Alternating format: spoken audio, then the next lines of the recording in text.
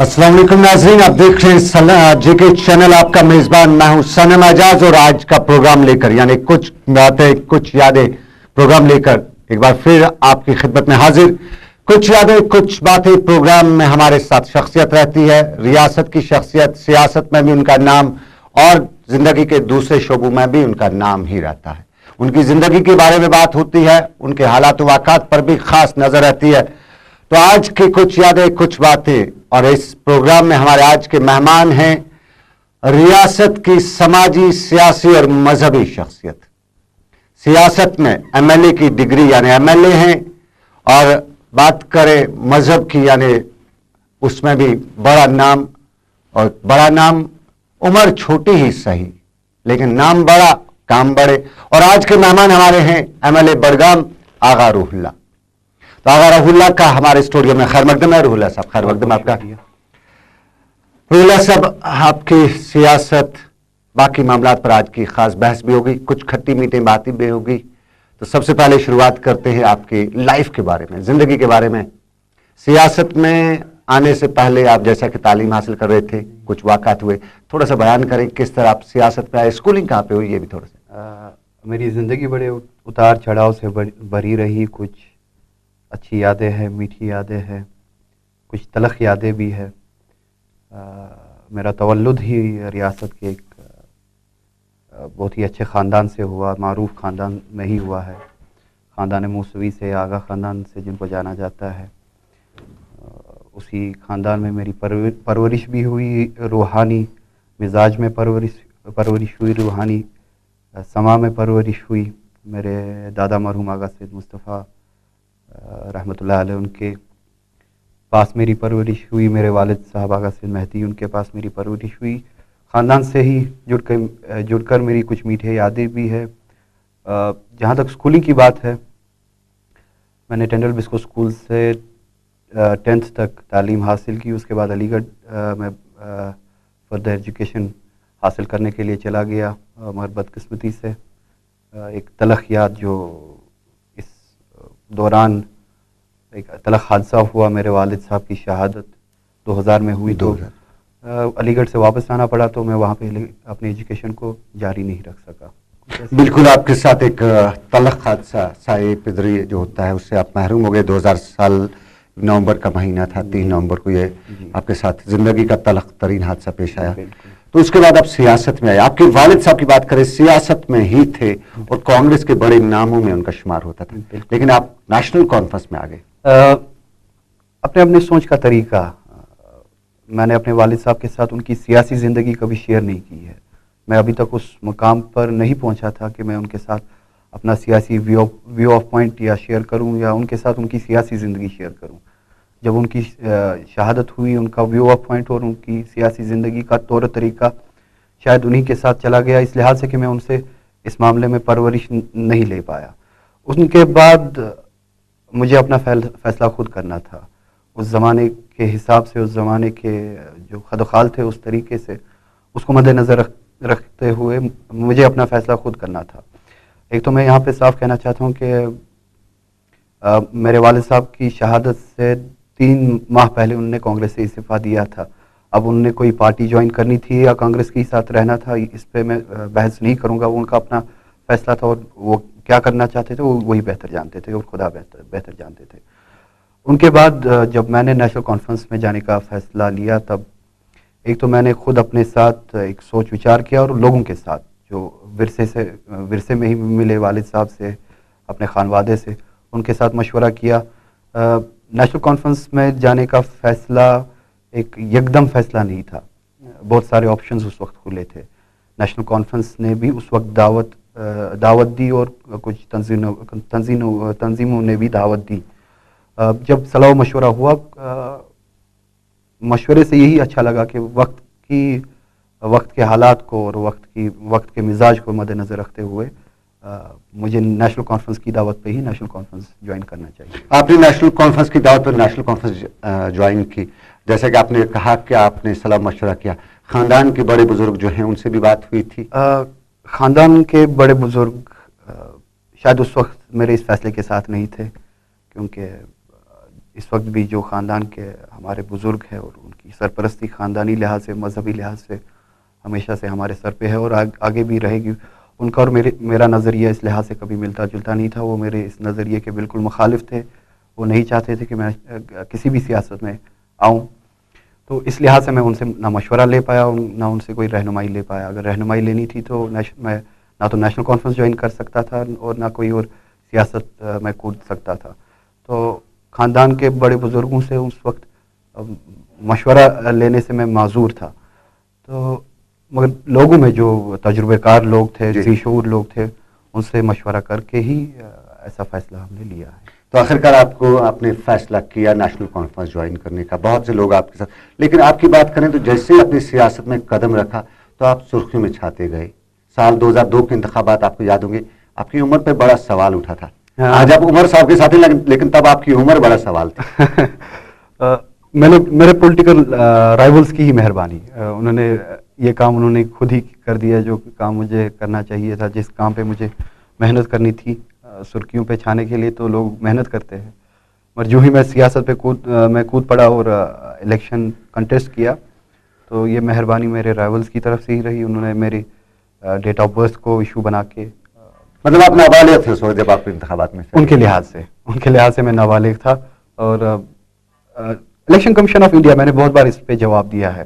Election commission of India نے جب مجھے الیکشن لڑنے کا اجازت دیا اور اس کی اجازت ملی, اور اس کے بعد جو بھی ایشوز اٹھائے گئے, جو بھی آبجیکشنز اٹھائے گئے, ہم نے اس کا جواب دیا. الیکشن کمیشن نے جو کرائیٹیریا رکھا ہے, اس کرائیٹیریا میں اگر میرے جوابات اترتے ہیں تو اس میں کیا غلط ہے؟ جو فیصلہ کرنا تھا اس وقت الیکشن کمیشن آف انڈیا کو کرنا تھا. وہ کیس تو پھر کورٹ میں بھی چلا گیا.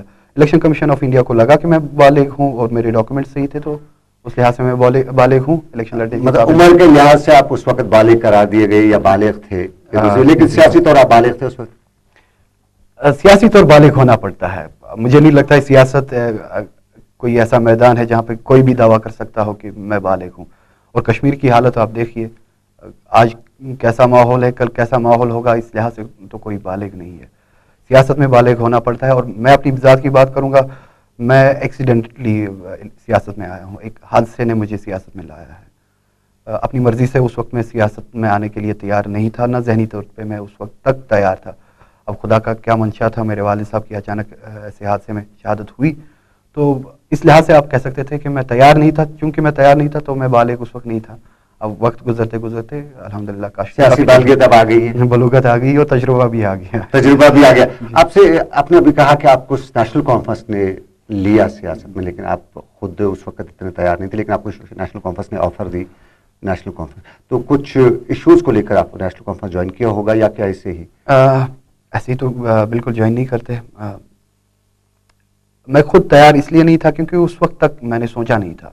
اب جب جانا پڑا, جب حالات بنے, تو وقت کی مجبوری تھی, مجبوراً میں سیاست میں آیا.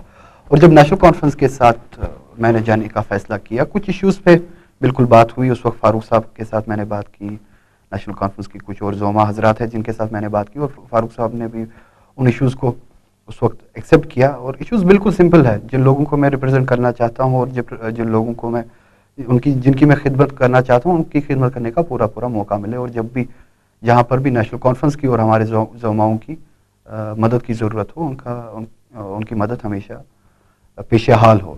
تو انہی ایشوز پہ, ڈیولپمنٹل ایشوز ہے اور بھی معاشرے کے ساتھ جو بھی جڑے ہوئے ایشوز ہیں, جن لوگوں کو میں ریپرزینٹ کرنا چاہتا ہوں, ان کے لیے بہتر معاشرہ ہو, ان کے لیے بہتر مستقبل ہو, یہی ایشوز تھے جس پر فاروق صاحب نے بھی اپنی رضامندی دکھائی. اب ٹیکنیکلٹیز کیا ہوتی ہے, اگر اس کو کہیں کہ لے دے کی بات ہوئی تھی, لین دین کی, اگر آپ ٹیکنیکلٹی کی بات کریں تو لین دین کی بات ہوتی ہے ظاہراً.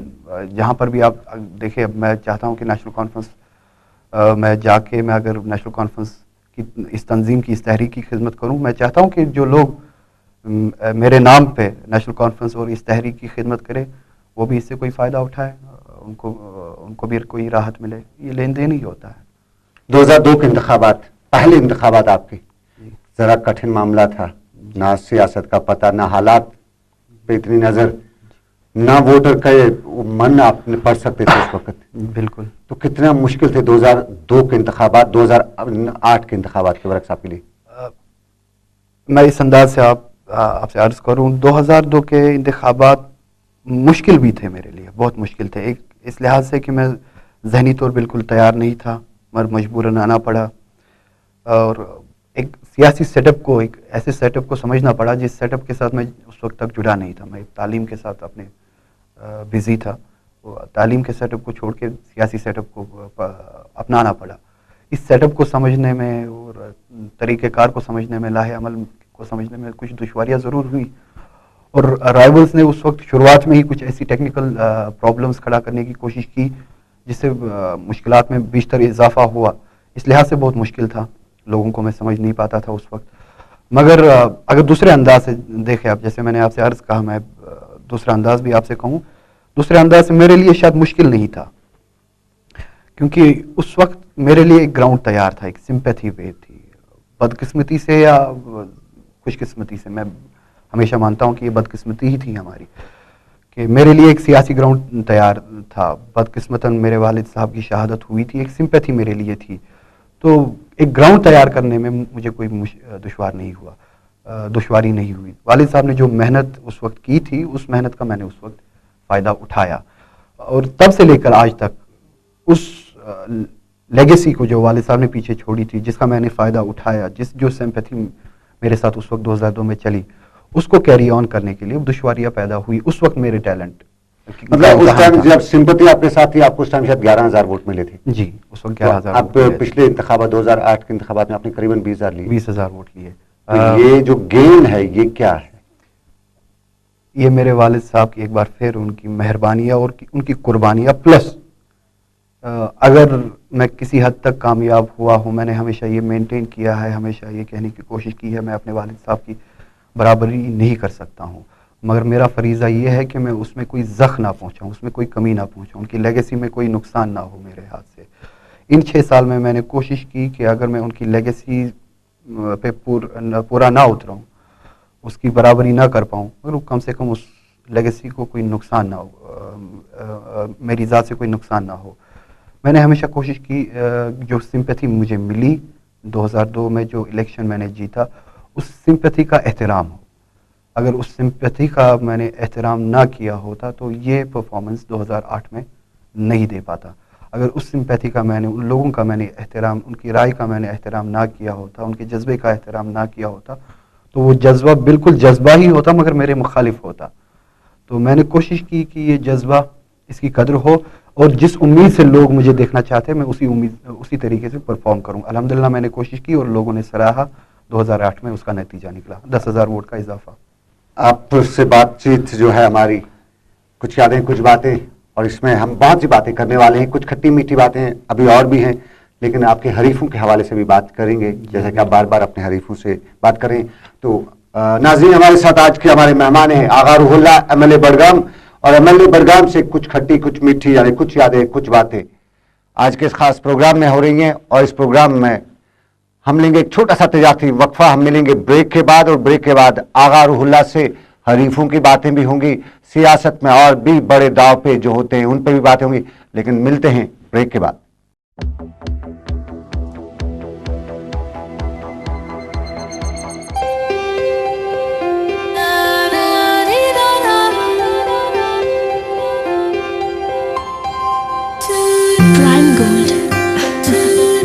निर्माण चाहे छोटा हो या बड़ा, हमारा अनुभव आपके साथ है.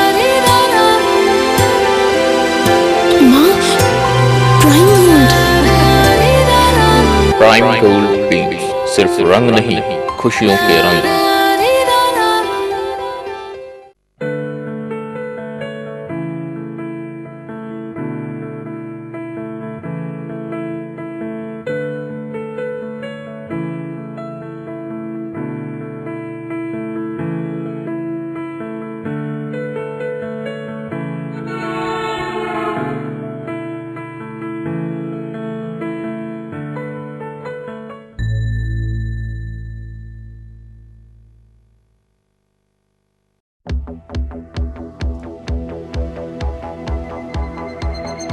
تو بریک کے بعد آپ کا خیر مقدم ہے. کچھ یادیں کچھ باتیں پروگرام میں. آج کے میرے مہمان آغا روح اللہ، اور آغا روح اللہ سے اب حریفوں کی بات. آغا روح اللہ کریں تو یہی کہا جاتا ہے کہ اگر حریف نہ ہو تو آدمی کامیاب نہیں ہو سکتا ہے.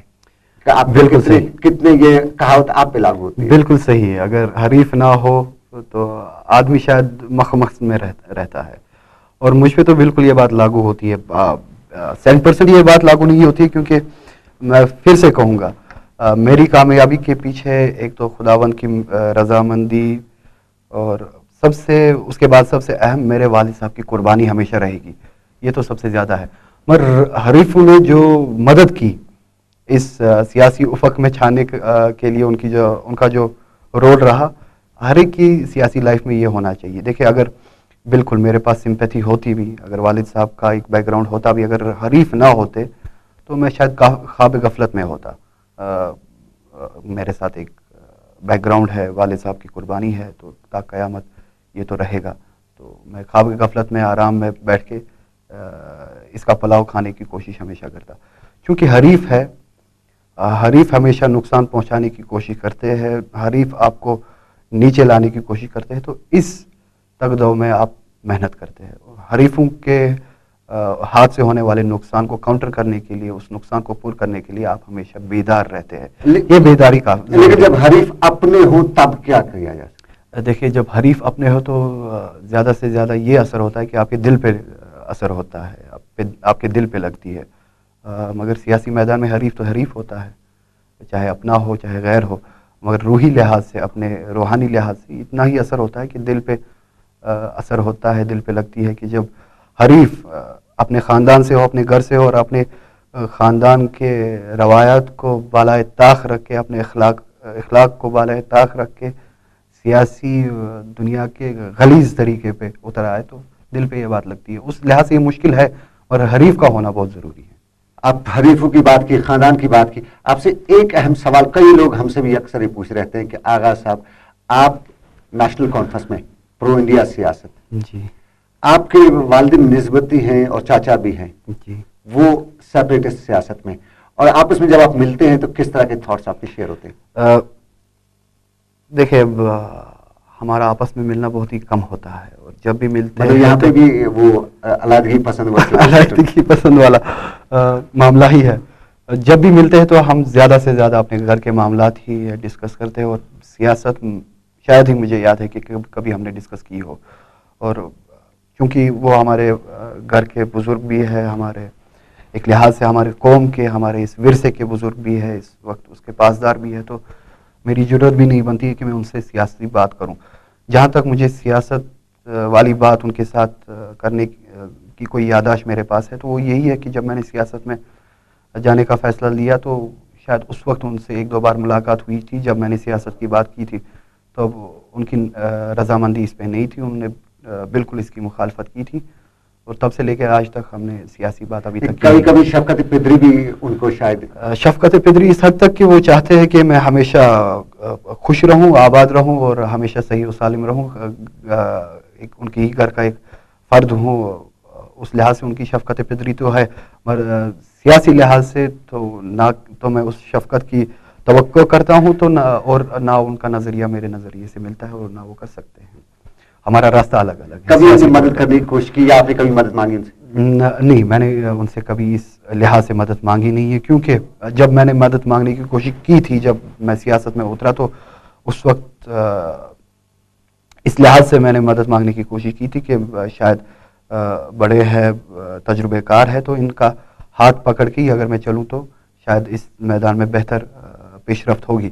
مگر جو ہی انہوں نے اپنی رضامندی اس بات سے اٹھا لی, تو اس کے بعد میں نہ ان سے کوئی مدد لے سکا, نہ ان سے کوئی مشورہ لے سکا. چلیے ہم اگلے آپ کی سیاست کی زندگی میں بات کریں گے. سیاست میں آپ کے سال 2008 کے انتخابات, اور اس میں آپ کی محنت اتنی نہیں لگ رہی تھی, آپ کول لگ رہے تھے, کانفیڈنٹ لگ رہے تھے, جس حساب سے ہم دیکھ رہے تھے. لیکن 2009 کے جو پارلیمانی انتخابات تھے, آپ بڑے تیز چل رہے تھے, بڑا دوڑ رہے تھے, اور بڈگام سے لے کر کانسٹیچوئنسی سے باہر بھی آپ جا رہے تھے. ریزن 2008 کا اسمبلی الیکشن میرے اپنی پرفارمنس کا الیکشن تھا, تو میں مطمئن تھا, اور جہاں تک میں نے کیمپیننگ کی تو میں لوگوں کی نفسیات کو پڑھ پایا, اور الحمدللہ لوگوں نے مجھے قبول کیا بھی تھا. مگر جو 2009 کا جو پارلیمنٹ الیکشن تھا وہ میرے اپنی پرفارمنس کا نہیں تھا.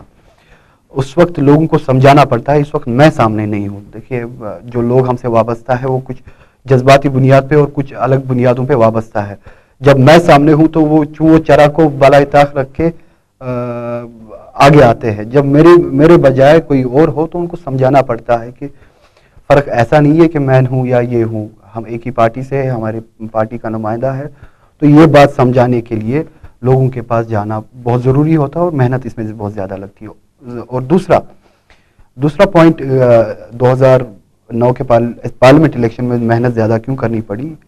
पार्लियामेंट इलेक्शन एक तो वसी इलाके में होता है, तो कॉन्स्टिट्यूंसी बहुत बड़ी थी, और इस कॉन्स्टिट्यूंसी श्रीनगर बडगाम कॉन्स्टिट्यूंसी में लगभग 7-8 असेंबली कॉन्स्टिट्यूंसीज ऐसी है जहाँ पे मैं मदद कर सकता था और लोग शायद मेरी बात पे अमल कर सकते थे. इस लिहाज से भी मेहनत करनी पड़ी, बहुत जगहों पे जाके कैंपेनिंग करनी पड़ी अपनी पार्टी के लिए.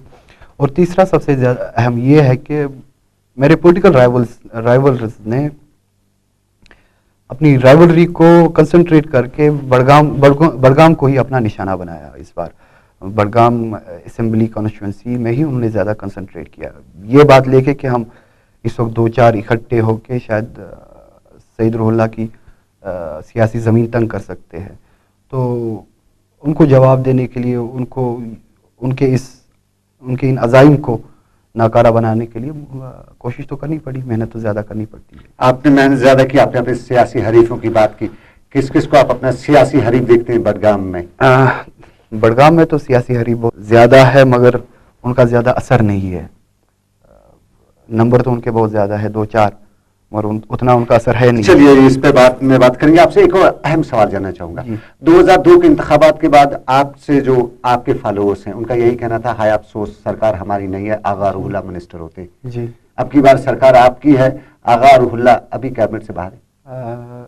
इसका इतना ही जवाब है, हाय अफसोस डेट फिक्स नहीं होता है, वरना डेट फिक्स होने के मतलब डेट फिक्स बस आप कैबिनेट में हैं. बस बिल्कुल इतनी बात. लेकिन जरा ये भी कह रहे हैं हमारे जरा, आगा रुहुल्लाह कैबिनेट में है, लेकिन वहां पे लेकिन भी है. उस लेकिन को शायद आपको पता होगा. इस लेकिन का मेरे पास कोई जवाब है नहीं, लेकिन का मैं जवाब नहीं दे सकता. इस लेकिन को मैं तभी ऑथेंटिक मान सकता हूं जब मेरे साथ ऐसी कोई बात हुई हो. ना तो पार्टी की तरफ से ऐसा कोई लेकिन मेरे पास पहुंचा है, ना मैंने इस लेकिन पे पार्टी तक ऐसी कोई बात पहुंचाई है. जब ये लेकिन मेरे पास ऑथेंटिकली आए तो तब मैं इसका बेहतर जवाब दे सकता हूं. हमारे पास जो सराय से खबर है कि आगा रुहुल्लाह MOS के लिए हैं जी. आपसे खुल के बात कर रहे हैं, प्रोग्राम है, हमारे नाज़रीन देख रहे हैं, और इसमें हमारी जो खबरें यही आ रही हैं, आप कन्फेस करें या ना करें, आगा रुहुल्लाह MOS नहीं कैबिनेट मांग रहे. मांगने की बात नहीं है, लेकिन मैंने पहले ही कहा कि ये एक लेकिन है, MOS है या कैबिनेट है. ये लेकिन मेरे साथ अभी तक ऑथेंटिकली पहुंचा नहीं है. अगर ऐसा कोई ऑथेंटिकली लेकिन मेरे पास पहुंचता है तो उसके बाद मैं फैसला कर सकता हूं. मांगने की बात नहीं है. कौन क्या डिजर्व करता है ये हर किसी को फैसला करना होगा, और जहां पर मुझे फैसला करना हो मुझे भी इसी तरीके से फैसला करना चाहिए कि कौन क्या डिजर्व करता है. किसी भी वक्त अगर मुझे लगा कि जिन लोगों को मैं रिप्रेजेंट करता हूं और जिन लोगों ने मेरे नाम पे इस पार्टी के साथ अपनी वाबस्तगी दिखाई, अगर उनके हुकूक की पासदारी होती है तो ठीक है, अगर उनके हुकूक की पासदारी नहीं होती है तो हम अपने एतराज़ात उठा सकते हैं. नहीं, मैं कम्युनिटी की भी बात की जा रही है. कम्युनिटी को आगा रुहुल्लाह रिप्रेजेंट करते हैं, और कम्युनिटी को जब रिप्रेजेंटेशन की बात आए, कैबिनेट की बात आए, तो आगा रुहुल्लाह वहां से कम्युनिटी से यही उम्मीद है कि कम्युनिटी किसी पार्टी में अपना इन्वेस्टमेंट करे. देखिए नेशनल कॉन्फ्रेंस हो, PDP हो या कोई भी सियासी तंजीम हो, हर एक सियासी तंजीम हर एक कम्युनिटी से, ये सिर्फ ये नहीं है कि मैं शिया सेक्शन से हूँ तो शिया कम्युनिटीज़ की ऐसी बात है. जो भी कम्युनिटी है, हर एक कम्युनिटी से हर एक पॉलिटिकल पार्टी यही उम्मीदें वाबस्ता रखती है कि ये कम्युनिटी हमारी पार्टी में इन्वेस्ट करे.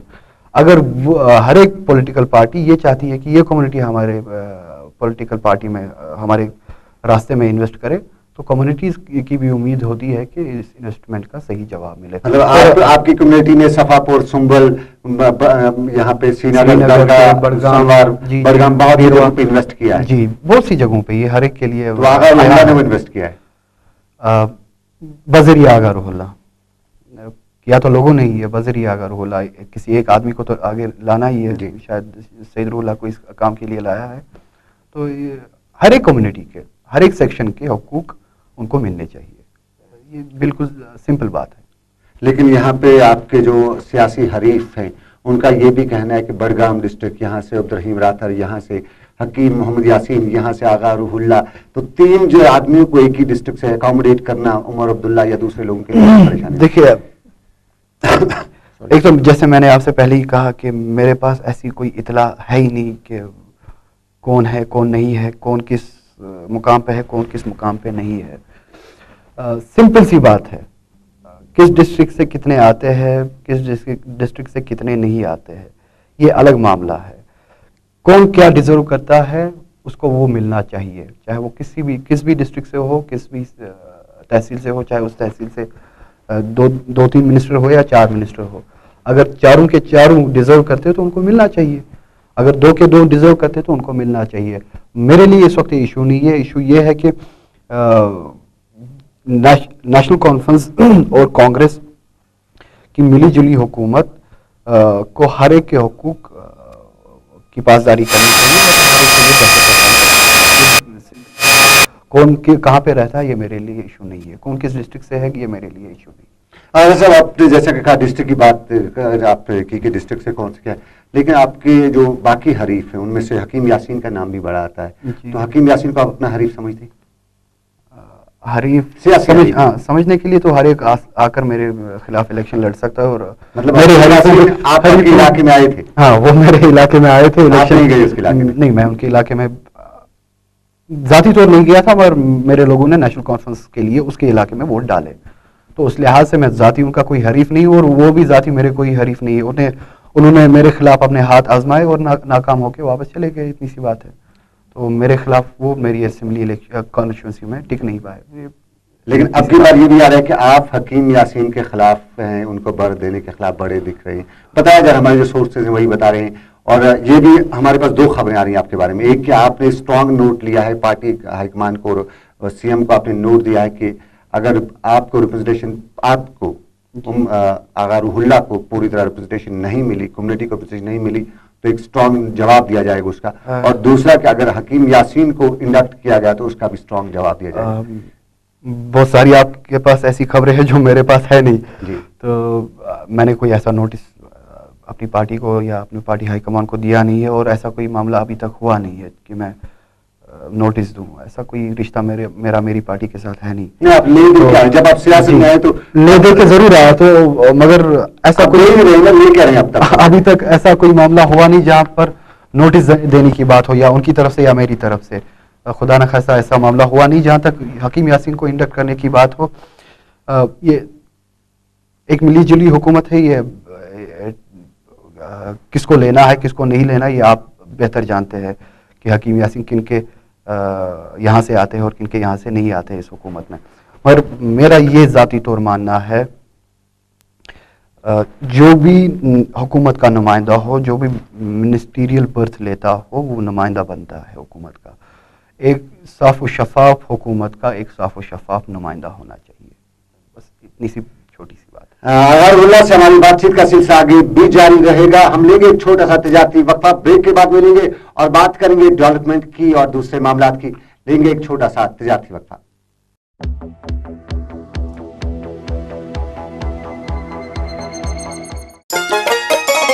بات بچت کی ہو یا پھر قرضوں کی ترسیل کی، چھوٹی چھوٹی صنعتوں اونچی بڑی تعمیر کی، انفرادی خوابوں کی یا کام کی تقدیر کی، خون پسینے کے حاصل کی محنت کی تاثیر کی، چاہے ترقی کا ہو ہدف یا مرحلہ خوشحالی کا، نئے دور کا نیا تقاضا، या मासी की रखवाली का। हर कदम पे हम कदम है जेके बैंक ये आपका, हर कदम पे हम कदम है, बैंक है ये आपका। जेके बैंक, खिदमत से खुददारी। शफात मसाल पता जान ये औसे तारीफ करा क्या एगमार वो शफात मसाल। कन्यूज लताफत मुश्के अदफर शफात मसाल आला तर इस्तेमाल करी कम न्यामत से बना। वाज़वान सिनिया महफिल शफात मसाल कर बिल्कुल इस्तेमाल करी कम न्यामत से बना। शफात मसाल पता जान ये औसे तारीफ करा क्या एगमार वो शफात मसाल, शफात मसाल। याद थो ISO 9001-2000 सर्टिफाइड कंपनी तो जदीद टेक्नोलॉजी साफ शफाफ माहौल में तैयार करना एग मार्क वोल शफात मसाल वादी मज हर कुन जाए दस्तियाब। For trade inquiry contact superstar spices, CIDCO complex, industrial estate, phase 2, food park, खनू, Srinagar. Cell numbers 9410038789, 9419423317, 9419010228।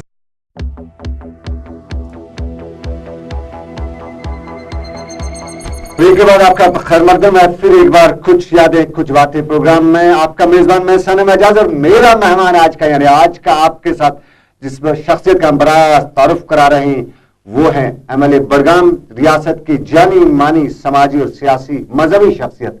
सियासत पे ज्यादा अब इनका जोर और सियासत के हवाले से हम बात करें तो आगा रूहुल्ला से मेरा दूसरा सवाल सियासत के बजाय तामीर और तरक्की की बात करें। आपके डिस्ट्रिक्ट में MLA नेशनल कॉन्फ्रेंस के अब तक ही रहे और मुझे याद है जैसा कि गुलाम हसन गिलानी साहब आपसे पहले यहाँ के MLA थे, लगातार वो बहुत सालों तक रही, लेकिन आपका डिस्ट्रिक्ट तामीर या आपकी कॉन्स्टिट्यूंसी डेवलपमेंट में अभी कहा जाता है कि बहुत पीछे है।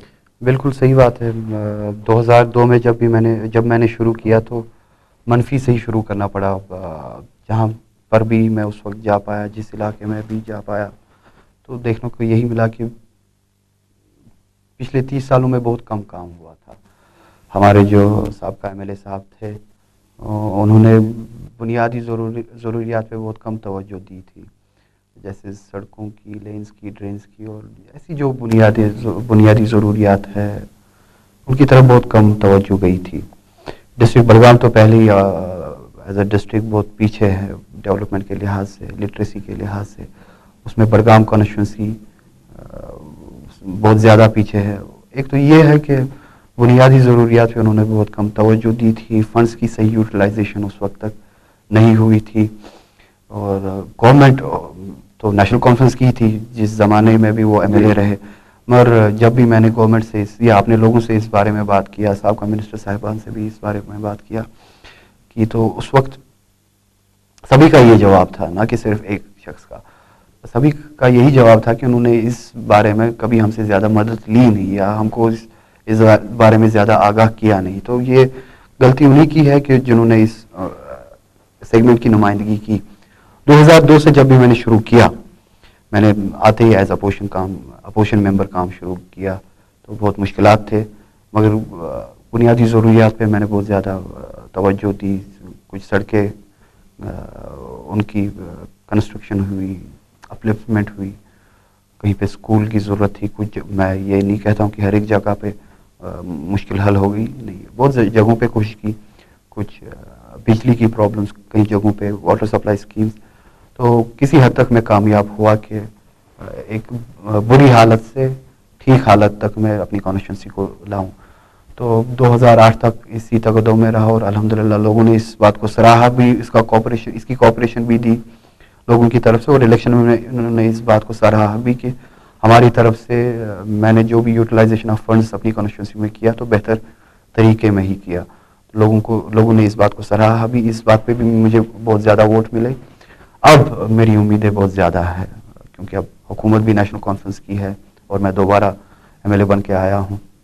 मेरी कॉन्स्टिट्यूंसी में बहुत कुछ करना बाकी है। सड़कों की हालत बहुत ख़राब है, बहुत जगहों पे बेसिक इंफ्रास्ट्रक्चर की ज़रूरत है, बिजली लाइंस, पोल्स, ट्रांसफार्मर्स, कहीं पे हेल्थ केयर की ज़रूरत है, कहीं पे डिस्पेंसरी की ज़रूरत है, कहीं पे प्राइमरी स्कूल मिडिल स्कूल की ज़रूरत है, कहीं पे इसी तरीके से वाटर सप्लाई स्कीम की ज़रूरत है। जो ये सारे मामला थे जो पूरा करने में पिछली बार में कासिर था, क्योंकि हमारी हुकूमत थी नहीं। अब मेरी उम्मीदें बहुत ज़्यादा वाबस्ता है। उमर साहब भी इस बारे में बहुत दिलचस्प दिख रहे हैं कि वो चाहते हैं कि बेसिक कम्युनिटीज़ लोगों तक पहुंच जाए, बेसिक नेसेसिटीज़ लोगों की पूरी हो जाए। तो यही बेसिक्स जाके मैं प्रोजेक्ट लेके मैं अपनी हुकूमत के पास भी जाऊंगा, उनसे भी मदद मांगूंगा। उम्मीद है कि 5-5.5 साल के बाद इंशाअल्लाह रहमान मेरी कॉन्स्टिट्यूंसी में बहुत कुछ हुआ होगा। पिछली बार आप लोगों को आपसे इतनी ज्यादा उम्मीदें नहीं थी, क्योंकि सब यही कहते हैं हाय अपनी सरकार नहीं है, अपोजिशन में कुछ नहीं। लेकिन अब की बार आप पे जो लोगों की उम्मीदें हैं उनका एक बड़ा बोझ है, बड़ा पहाड़ खड़ा है। क्या खरा उतर पाएंगे? क्या रिसोर्सेज हैं स्टेट के पास इतने कि वो आपके सभी काम हल कर सके? मैं इस बारे में कभी डरा नहीं हूँ। मैं सिर्फ एक ही मामले में हमेशा डरता हूँ। ये मेरा एक ऑनेस्ट कन्फेशन है। जब भी मुलाजमत की बात होती है तो मैं इस बारे में बहुत डरता हूँ, क्योंकि लोगों की एक्सपेक्टेशन इस मामले में ज़्यादा होती है। आप ज़्यादा से ज़्यादा कितने लोगों की मदद कर सकते हैं? 10, 15, 20, 100, 20 या 100 या 200, ज़्यादा से ज़्यादा 1000। मगर मेरी कॉन्स्टिट्यूंसी में हर एक के मामले में ऐसा ही है। मेरी कॉन्स्टिट्यूंसी में 90,000 वोटर है। 90 के 90,000 के पीछे 2-2 घर वाले मांग के आप चल लीजिए 1,80,000, 1,80,000 नहीं तो 1.5 लाख लोग मेरी कॉन्स्टिट्यूंसी में रहते हैं। और 1.5 लाख के 1.5 लाख लोग ये एक्सपेक्टेशन रखते हैं कि हमारे यहाँ नौकरी नहीं मिलेगी। तो ये पूरा करना बहुत मुश्किल होता है। इसी मामले में हमेशा मैं डरता हूँ कि किस हद तक मैं इंसाफ कर सकता हूँ किसी की मदद करने में। ये एक अलग एस्पेक्ट है। जहाँ तक रहा लोगों की बाकी बेसिक डिमांड्स, इस मामले में डरने की बिल्कुल ज़रूरत नहीं है। मैं पूरी उम्मीद हूँ कि शायद इस पे पूरा उतर सकते हैं, क्योंकि आप देखिए कश्मीर में लोगों की ज़्यादा बड़ी डिमांड है नहीं। हमेशा जहाँ पर भी आप देखें वो 20th सेंचुरी डिमांड है, 21st सेंचुरी डिमांड उनकी है नहीं। कोई यहाँ पे चांद तक जाने की बात नहीं करता, स्काई स्क्रीपर्स की बात यहाँ पे कोई करता नहीं है। 20th सेंचुरी बेसिक रोड चाहिए, पानी चाहिए, बिजली चाहिए, पढ़ाई के लिए स्कूल चाहिए, हेल्थ केयर चाहिए। ये तो बेसिक है, आज से 100 साल पहले होना चाहिए था। तो अगर 21st सेंचुरी में हम लोगों की 20th सेंचुरी उम्मीदें पूरी नहीं कर पाते तो क्या कर, किस बात के लिए हम सियासत में आए हैं? अब पॉलिटिकल करप्शन सियासी जमातों में बहुत ज्यादा है और एमएलए के लेवल पे पॉलिटिकल करप्शन अक्सर देखा जाता है। क्या आपको नहीं लगता है कि एक बड़ा थ्रेट है? मैं ऐसी किसी बात को जानता ही नहीं हूँ कि एमएलए की सतह पे पॉलिटिकल करप्शन हो। मैं जहाँ तक अपने सियासी करियर को जानता हूँ, अभी तक मैंने कोशिश की है कि इस गलाजत से पाक रहा जाए। हाँ, जहाँ तक ये बात है कि अगर एमएलए इसमें इन्वॉल्व हो तो माशरे के लिए बहुत ज़्यादा मुश्किल बात है, क्योंकि देखिए एमएलए से एक्सपेक्टेशन होती है कि वो माशरे के लिए, माशरे को रिप्रेजेंट करके माशरे के लिए एक बेहतरी का रास्ता निकाले। अगर बेहतरी का रास्ता निकालने वाला ही खुद करप्ट हो, एक ऑफिसर को अकाउंटेबल बनाने वाला ही करप्ट हो, माशरा अपने रिप्रेजेंटेटिव को इस उम्मीद से देखता है कि ये ऑफिसर को मेरे सामने अकाउंटेबल बनाएगा। अगर अकाउंटेबल बनाने वाला ही करप्ट हो तो माशरे का तो खुदा ही हाफिज है। अगर खुदा न खासा कहीं पर ऐसा केस है तो उस माशरे का बिल्कुल खुदा ही हाफिज है, या उस माशरे को अपनी हालत खुद बदलने के लिए खुद खड़ा होना चाहिए, तो तब खुदा भी उनकी मदद करेगा। और किसी भी सूरत में, किसी भी माशरे में एक कम्युनिटी के या माशरे के रिप्रेजेंटेटिव का करप्ट होना माशरे के लिए मौत है। आपसे जानना चाहूँगा, 3 नवंबर साल 2000 का दिन आपके लिए तलख तरीन दिन हो सकता है, क्योंकि पिदरी से आप उस दिन महरूम हुए। कोई ज़िंदगी का कोई अच्छा सा लम्हा याद आपको जब आप खुशी से झूम उठे हो?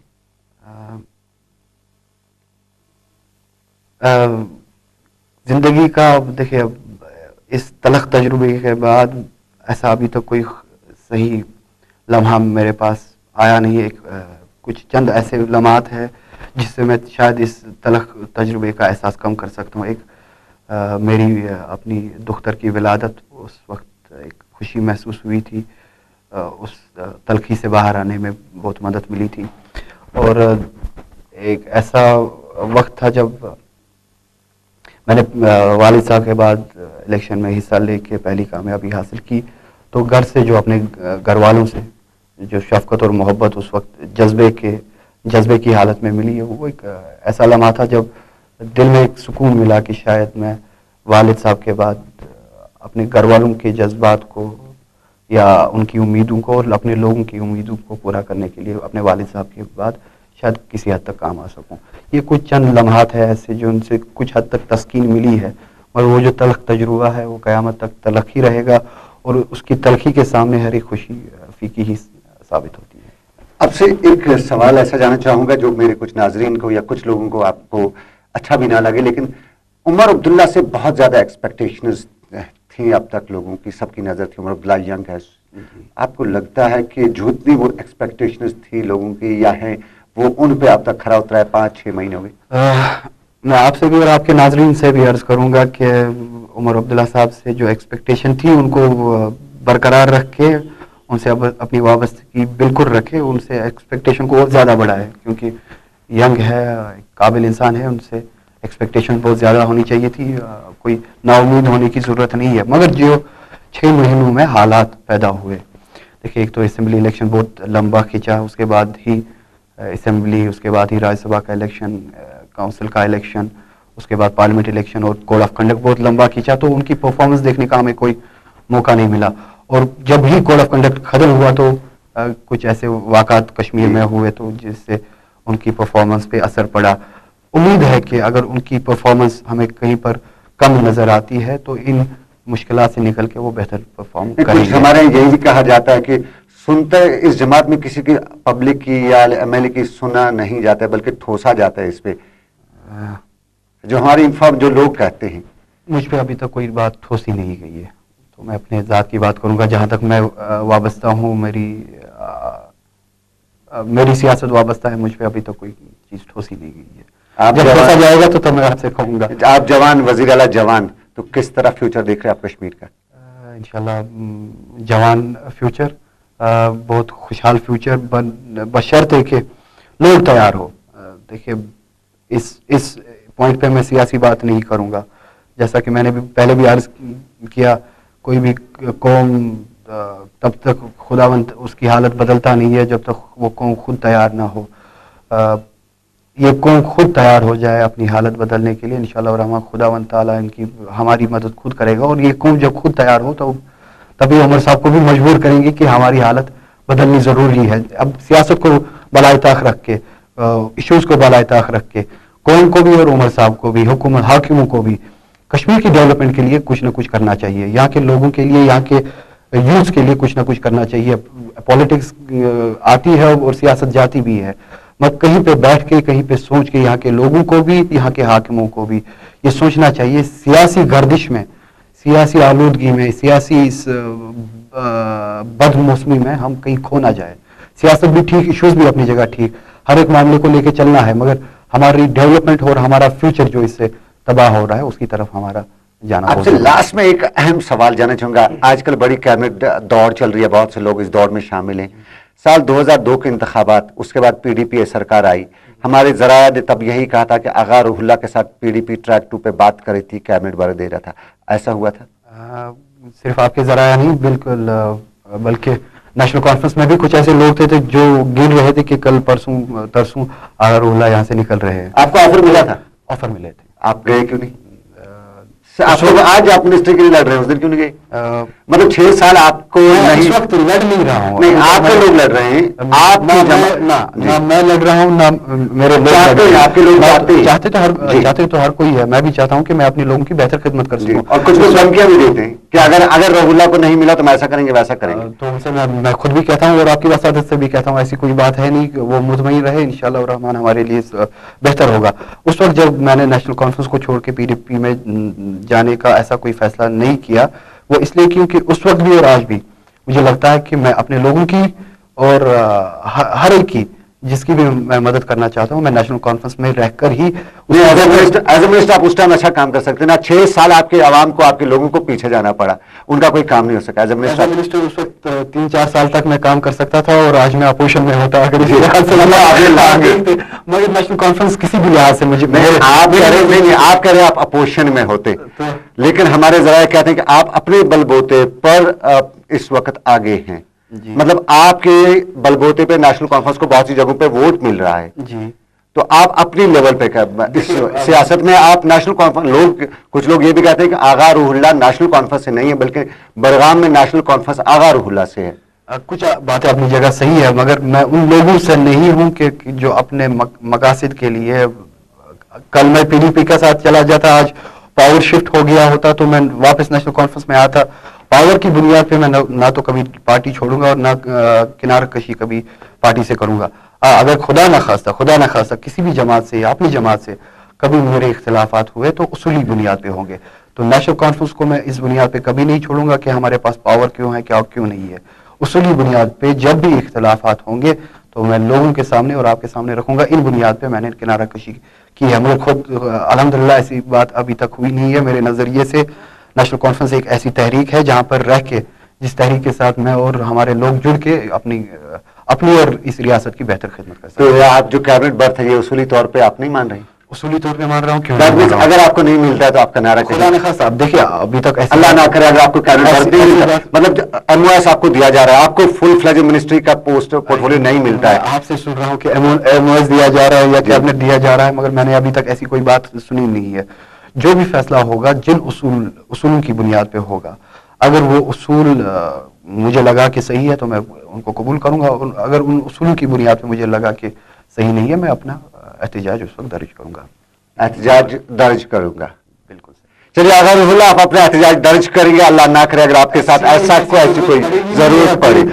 میں آپ کی وسادت سے کچھ جو لوگ یہاں پہ دیکھنا اس پروگرام کو دیکھتے ہو ان کے یہاں کوئی بدگمانی ہو، ایسا نہ کوئی میرے ساتھ بات ہوئی ہے. مجھے نہیں لگتا، مجھے پتہ نہیں کہ کن سورسز سے یہ ایم او ایس والی کیبنٹ والی بات ہوتی ہے. جب بھی کوئی اوتھینٹک کمیونیکیشن پارٹی کی طرف سے کسی بھی ایم ایل اے کو ہوگی تو لوگوں کے سامنے وہی آئے گا. نہ میرے ساتھ ایم او ایس کی بات ہوئی ہے، نہ کیبنٹ کی بات ہوئی ہے. جب بھی ایکسپینشن ہوگا تو لوگوں کو پتہ چلے گا. چلیے کیبنٹ کا جب بھی ایکسپینشن ہوگا. آغا روح اللہ چلتے چلتے بہت کم وقت بچا اور میرے سینئر ساتھی بتا رہے ہیں کہ وقت ختم ہو چلا ہے. چلتے چلتے بتائیے عوام اور خاص طور پہ دوسرے ایم ایل اے کے جو اب کی بار نئے اس میں آئے ہیں، کس طرح ان کو کام کرنا چاہیے؟ اپنے وقت کو اور اپنی طاقت کو لوگوں کے لیے وقف کرے اور لوگوں کی مشکلات کو سمجھے. اب اپنے پاس جو بھی صلاحیت ہے اس کو یوٹیلائز کر کے لوگوں کی بہتر خدمت کرے اور اسی جذبے کے ساتھ وہ آگے بڑھے. چلیے آغا روح اللہ بہت بہت شکریہ آپ ہمارے اسٹوڈیو آئے. تو آج ہمارے مہمان Syed Agha Ruhullah M L A Budgam National Conference سے ان کا تعلق، سیاسی زندگی پہ ان کی بات کی، ان کی اپنی زندگی پہ بھی بات ہوئی اور بھی بہت سے معاملات تھے جن پہ بات کرنے کو دل چاہتا تھا لیکن حالات اور وقت دونوں نے اجازت نہیں دی. آج نہ صحیح کل پھر کسی دن اور صحیح. تو آج کا پروگرام کچھ باتیں کچھ یادیں یہیں پر مجھے اپنے میزبان صنم اعجاز کو دیجیے اختتام پذیر کرنے کی اجازت. اگر خدا لایا پھر کریں گے ملاقات. اللہ نگہبان.